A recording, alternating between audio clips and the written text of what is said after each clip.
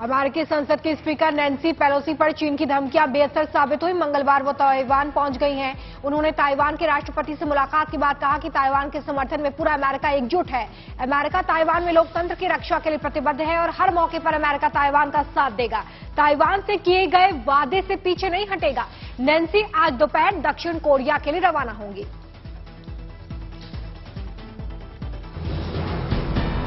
Taiwan पहुंचते ही Nancy ने कहा कि वो ताइवान में लोकतंत्र की समर्थक हैं। उन्होंने कहा कि उनकी यात्रा किसी भी नीतियों का उल्लंघन नहीं है, लेकिन चीन नैन्सी पेलोसी के ताइवान दौरे से बौखला गया है।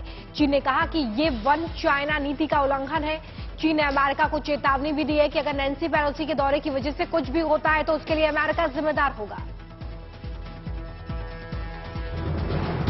नैन्सी पेलोसी के ताइवान पहुंचने पर चीन ने ऐलान किया कि ताइवान के आसपास 6 जगहों पर 7 अगस्त तक चीन की पीपुल्स लिबरेशन आर्मी ने सैन्य अभ्यास शुरू कर दिया है। यही नहीं, चीन ने ताइवान से खट्टे फलों और मछली से जुड़े उत्पादों के आयात पर भी रोक लगा दी है।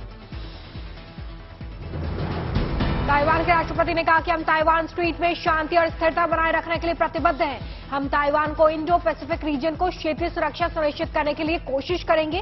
यही नहीं, ताइवान के राष्ट्रपति ने कहा कि वो अपने देश की सुरक्षा बढ़ाएंगे और लोकतांत्रिक देशों के साथ काम करने के इच्छुक हैं। उन्होंने आगे ये भी कहा कि ताइवान के खिलाफ हमलों पर पूरे हिंद प्रशांत क्षेत्र की सुरक्षा पर प्रभाव पड़ेगा।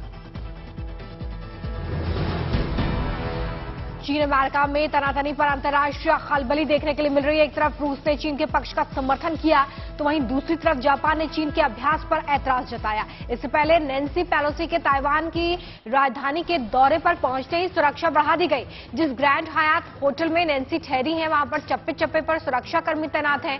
साथ ही ताइवान में लेवल 2 का अलर्ट भी जारी किया गया। आपको बता दें कि ताइवान में लेवल 2 का अलर्ट 1996 के बाद जारी हुआ है। आजादी के अमृत महोत्सव पर सांसदों की तिरंगा बाइक रैली का आयोजन हुआ है, जिसमें कई दलों के सांसद शामिल हुए। ये बाइक रैली लाल किले से संसद तक आयोजित की गई है। इस रैली को उपराष्ट्रपति वेंकैया नायडू ने हरी झंडी दिखाकर रवाना किया। दिल्ली में आयोजित बाइक रैली का आयोजन संस्कृति मंत्रालय ने किया है। इस रैली में विपक्षी दलों के सांसद भी शामिल हुए, जबकि बीजेपी के तरफ से वीके सिंह, सत्यपाल सिंह, राज्यवर्धन सिंह राठौर, सुधांशु त्रिवेदी शामिल हुए हैं। जबकि रैली के शुभारंभ के वक्त कई गणमान्य लोग मौजूद रहे। 13 से 15 अगस्त के बीच लोगों के सहयोग से 20 करोड़ से ज्यादा घरों पर तिरंगा फहराया जाएगा। इसमें सरकारी और निजी प्रतिष्ठान शामिल हैं। इस अभियान को लेकर सरकार और प्रशासन जोर शोर से तैयारी कर रही है। केंद्र ने 3 तरह के झंडों के उत्पादन की व्यवस्था की है, जो डाकघरों में उपलब्ध होंगे। लोग तिरंगे को ऑनलाइन भी खरीद सकते हैं। सरकार का यह अभियान लोगों के दिलों में देशभक्ति की भावना पैदा करने के साथ ही राष्ट्र ध्वज के प्रति जागरूकता बढ़ाना है। देश के कई हिस्सों में कार्यक्रम आयोजित किए जा रहे हैं। 6 शहरों में हर घर तिरंगा अभियान की तैयारी चल रही है। दिल्ली, अरुणाचल प्रदेश, असम के नौगांव, उत्तराखंड के हरिद्वार, यूपी के फतेहपुर, महाराष्ट्र के अमरावती और हैदराबाद में तिरंगा यात्रा की तैयारियां चल रही हैं। समय कम है और लक्ष्य बड़ा है, लिहाजा अनगिनत कारीगर, महिला, पुरुष सभी तिरंगा तैयार कर रहे हैं। अलग अलग कपड़ों में अलग अलग साइज में ये तिरंगे बनाए जा रहे हैं। दिल्ली से लेकर सूरत तक, नोएडा से लेकर सतना तक आजादी के अमृत महोत्सव की धूम है। तिरंगा तैयार करने का जुनून है। हर घर तिरंगा लहराने का मिशन बड़ा है, जिसका असर अब सूरत में दिख भी रहा है। सभी टेक्सटाइल्स ट्रेडर्स के पास तिरंगा बनाने के ऑर्डर्स हैं। कईयों के पास 1 करोड़ का ऑर्डर है। 10 अगस्त तक ऑर्डर पूरा किया जाना है, ताकि तिरंगे को अलग अलग राज्यों में डिलीवर किया जा सके। इलाहाबाद हाईकोर्ट में दोपहर 2 बजे से वाराणसी के ज्ञानवापी विवाद पर आज सुनवाई होगी। सुनवाई में सबसे पहले यूपी सुन्नी सेंट्रल वक्फ बोर्ड को अपना पक्ष रखने का मौका मिलेगा। इसके बाद यूपी सरकार अपनी दलीलें पेश करेगी। वाराणसी की अदालत में 1991 में दाखिल वाद की सुनवाई हो चुकी है या नहीं, अदालत को मुख्य रूप से यही तय करना है। इसके साथ ही विवादित परिसर का सर्वेक्षण कराए जाने के मुद्दे पर भी फैसला सुनाना है।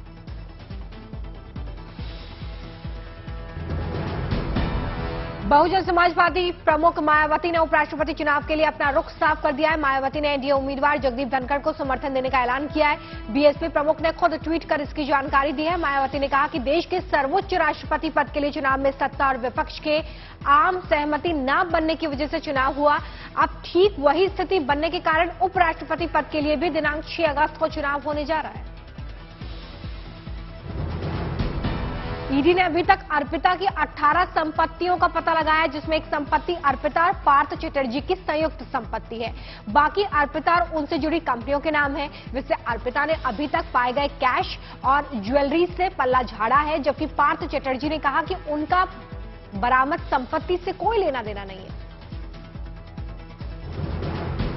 ईडी की 2 टीमें पश्चिम बंगाल के बीरभूम जिले में पहुंचकर छापेमारी शुरू कर चुकी है। एक टीम ने टीएमसी बीरभूम प्रमुख अनुव्रत मंडल के करीबी माने जाने वाले पत्थर व्यापारी तुल्लू मंडल के घर पर छापा मारा है, तो वहीं दूसरी टीम ने टीएमसी के स्थानीय नेता करीम खान के घर पर पहुंचकर खोजबीन की है। गुजरात के जाने माने गजल गायक और पंकज उदास के भाई मनहर उदास ने बीजेपी की प्राथमिकता ग्रहण की है, सदस्यता ले ली है। मनहर उदास से सदस्यता लेते वक्त गुजरात बीजेपी के अध्यक्ष सीआर पाटिल भी मौजूद रहे। आने वाले दिनों में गुजरात में विधानसभा चुनाव होने वाले और इसलिए सभी पार्टियां अपने अपने तरीके से लोगों को लुभाने की कोशिश कर रही हैं। मनहर को बुजुर्ग ही नहीं, आजकल के युवा भी काफी पसंद करते हैं। हिमाचल के चंबा जिले में जगह जगह बरसात के मौसम में भूस्खलन की खबरें देखने के लिए मिल रही हैं। कोठी पुल के पास भूस्खलन तो देखने के बाद दिल दहल जाता है। हालांकि उस वक्त सड़क पर कोई मौजूद नहीं था, इसलिए किसी के हताहत होने की खबर नहीं है। अभी 2 दिन पहले ही यहां पर एक कार पर बड़े बड़े पत्थर गिरे थे, लेकिन कार में सवार लोग बाल बाल बच गए।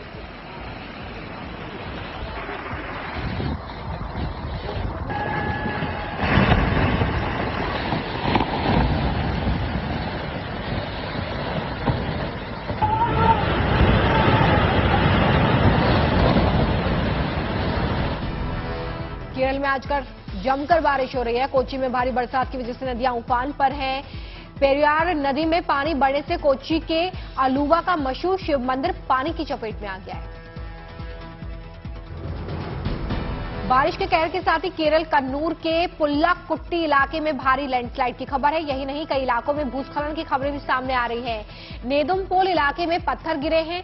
ऊपरी इलाकों से आ रहे पानी के सैलाब ने घरों को भी नुकसान पहुंचाया है।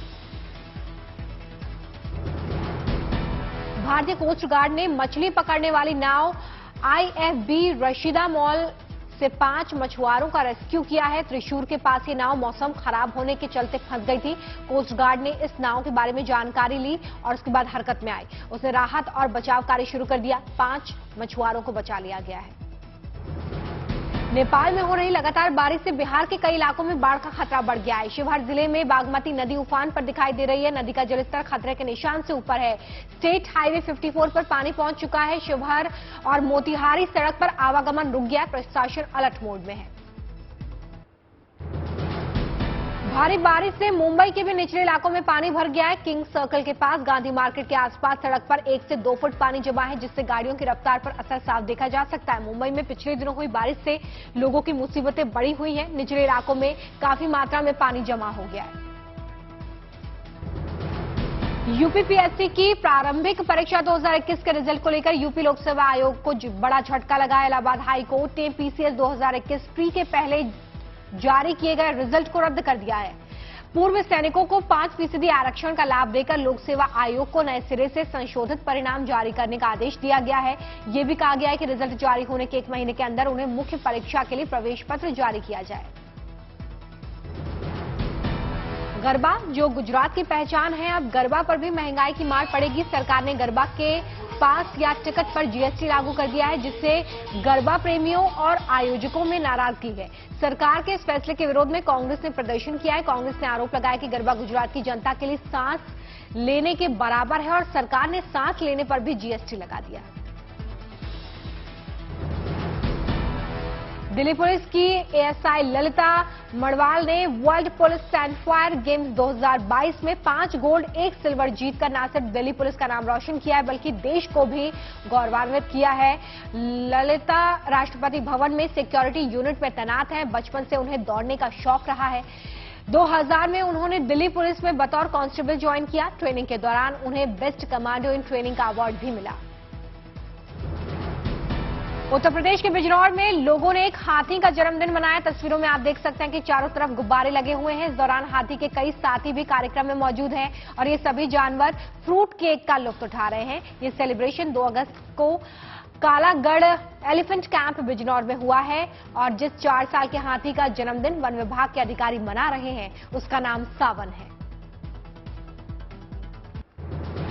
कॉमनवेल्थ गेम्स में हिंदुस्तान परचम लहराता हुआ लगातार नजर आ रहा है। भारतीय मेन टेबल टेनिस टीम ने शानदार प्रदर्शन करते हुए 5वां गोल्ड अपने नाम कर लिया है। फाइनल मुकाबले में भारत ने सिंगापुर को 3-1 से मात दी है।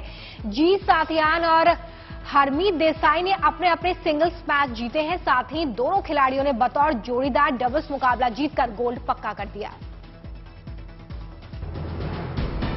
कॉमनवेल्थ गेम्स 2022 में भारतीय लॉन बॉल्स महिला टीम ने इतिहास रच दिया है। भारत की विमेन फोर्स टीम ने फाइनल में साउथ अफ्रीका को 17-10 से मात देकर सोने पर कब्जा कर लिया है। कॉमनवेल्थ के 92 साल के इतिहास में यह पहला मौका है जब भारतीय लॉन बॉल्स महिला टीम ने कोई मेडल जीता। कॉमनवेल्थ गेम्स में भारत का शानदार प्रदर्शन जारी है। विकास ठाकुर ने वेट लिफ्टिंग में सिल्वर मेडल जीता है, तो वहीं बैडमिंटन के मिक्स्ड टीम इवेंट के फाइनल में भारत को मलेशिया से हार का सामना करना पड़ा है। उसे सिल्वर मेडल से ही संतोष करना पड़ा। 13 मेडल के साथ मेडल टैली में 6वें स्थान पर भारत है। आज कॉमनवेल्थ गेम्स में महिला क्रिकेट T20 मुकाबले में भारतीय टीम का मुकाबला बारबाडोस से होने जा रहा है। कॉमनवेल्थ गेम्स में पहली बार T20 महिला क्रिकेट का आयोजन है। भारतीय टीम अभी तक 1 मैच जीती है और 1 मैच हार गई है। भारत और वेस्टइंडीज के बीच 5 मैचों की T20 सीरीज के तीसरे मुकाबले में भारत ने वेस्टइंडीज को 7 विकेट से रौंदकर 5 मैचों की T20 सीरीज में 2-1 की बढ़त बना ली है। वेस्टइंडीज ने पहले बैटिंग करते हुए 5 विकेट पर 164 रन का स्कोर दिया। भारत ने इस लक्ष्य को 1 ओवर बाकी रहते 3 विकेट खोकर पा लिया।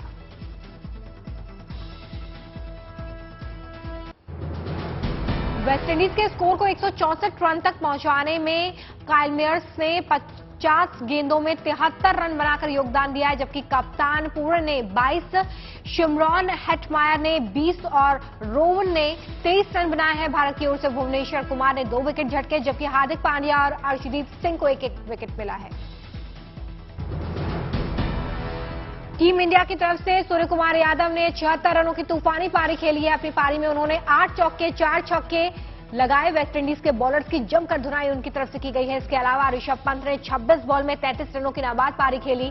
अंत में टीम इंडिया को जीत दिलाकर ही लौटे। इन 2 पारियों के अलावा श्रेयस अय्यर ने 24, हार्दिक पांड्या ने 4 रन बनाए। इस महीने के आखिर में होने वाले एशिया कप की तारीखों का ऐलान कर दिया गया है। बीसीसीआई के सचिव जय शाह ने इसका ऐलान किया। 27 अगस्त से शुरू होने वाले इस टूर्नामेंट में भारत और पाकिस्तान 28 अगस्त को आमने सामने होंगे। ये मुकाबला दुबई में खेला जाएगा। एशिया कप इस बार T20 फॉर्मेट में खेला जाना है, जो 31 अगस्त तक चलेगा। छत्तीसगढ़ के राजनांदगांव जिले की वंशिका पांडे भारतीय थल सेना में लेफ्टिनेंट बनकर छत्तीसगढ़ लौटी हैं। वंशिका इंडियन आर्मी में लेफ्टिनेंट बनने वाली छत्तीसगढ़ की पहली महिला है। वंशिका पांडे अब अपने घर पहुंची तो उन्हें बधाई देने वालों का तांता लग गया है। तमिलनाडु के रामेश्वरम में स्वामी अंबल उत्सव मनाया जा रहा है। रामानाथ स्वामी मंदिर में हर साल अंबल उत्सव मनाया जाता है। त्योहार 17 दिनों तक चलता है। इस साल ये 23 जुलाई को शुरू हुआ था। अंबल उत्सव भगवान रामानाथ स्वामी के शादी की सालगिरह के तौर पर मनाया जाता है। 5 अगस्त को रिलीज होने वाली फिल्म डार्लिंग के प्रमोशन के लिए दिल्ली में स्टार कास्ट पहुंची और प्रेस कॉन्फ्रेंस की। कलाकारों ने फिल्म को लेकर अपने एक्सपीरियंसेस शेयर किए हैं, पत्रकारों के सवालों के जवाब दिए। हरिद्वार में सरकारी विभागों में सिंगल यूज वाले पॉलिथीन के इस्तेमाल पर रोक लगा दी गई है। आदेश न मानने वालों के खिलाफ सख्त कार्रवाई के निर्देश हैं। भारत सरकार ने सिंगल यूज प्लास्टिक पॉलिथीन पर भी बैन लगाया हुआ है, जिसके बाद उत्तराखंड सरकार भी सिंगल यूज प्लास्टिक को लेकर सख्त है। महाराष्ट्र के चंद्रपुर में पुलिस ने स्कूली छात्रों के लिए एक सेमिनार का आयोजन किया है, जिसमें छात्रों को हथियार के बारे में बताया गया। सेमिनार में पुलिस ने छात्रों को पुराने हथियारों से लेकर आधुनिक हथियारों के बारे में जानकारी दी है। साथ ही उन्हें यह भी बताया गया है कि पुलिस किस तरह से काम करती है। 20 साल पहले काम की तलाश में विदेश जाने के बाद लापता हुई मुंबई की एक महिला के पाकिस्तान में होने की जानकारी मिली है। सोशल मीडिया की मदद से महिला का पता लगाया गया है। पाकिस्तान के हैदराबाद शहर में रहने वाली हमीदा बानो साल 2002 में दुबई में घरेलू सहायिका के तौर पर काम करने के लिए शहर से निकली थी। हाल ही में हमीदा बानो कोरला में अपने परिवार से संपर्क करने में कामयाब हुई। राजस्थान के चूरू में एक 5वीं पास युवक ने अपने दम पर 2 सीटर एयरक्राफ्ट बनाने का कारनामा कर दिखाया। एयरक्राफ्ट में वैगनार कार का इंजन लगाया गया है। फ्यूल टैंक 45 लीटर का है, जिसमें 150 किलोमीटर तक उड़ान भरी जा सकती है। बजरंग ने एयरक्राफ्ट की बॉडी एल्यूमिनियम स्टील लोहे से तैयार की है। उनका दावा है कि एयरक्राफ्ट की रफ्तार करीब 180 किलोमीटर प्रति घंटा है।